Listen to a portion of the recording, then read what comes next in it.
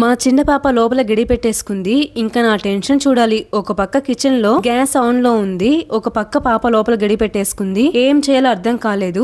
మా ఇంటికి ఏంటంటే డోర్ పక్కనే విండో ఉంటుంది. ఆ విండోలో నుంచి చూస్తే లోపల ఇల్లు మొత్తం కనిపిస్తది. ఇంకా విండో దగ్గరకు వచ్చి విండోలో నుంచి పాపని పిలిచి డోర్ ఓపెన్ చేయమని చెప్దాం అనుకొని ఆ విండోలో నుంచి పాపని గట్టిగా సువిక్ష అని పిలుస్తున్నా. నేను ఎంత గట్టిగా పిలుస్తున్నా కానీ పాప నా వైపే చూడట్లేదు. టీవీలో తనకిష్టమైన బొమ్మల ఛానల్ పెట్టాను. ఆ బొమ్మల్ని చూస్తూ టీవీలో లీనమైపోయింది. నేను ఎంత పిలిచినా పట్టించుకోవట్లేదు. ఇంకా ఒక పెద్ద కర్ర తీసుకొని విండోలో నుంచి లోపలికి పెట్టి డోర్ దాకా పోనించి ఆ గడిని తీయడానికి చాలా ప్రయత్నించాను, కుదరలేదు. అలా చాలా సార్లు ట్రై చేశాను. ఒక టైంలో కర్ర లోపల పడిపోయింది.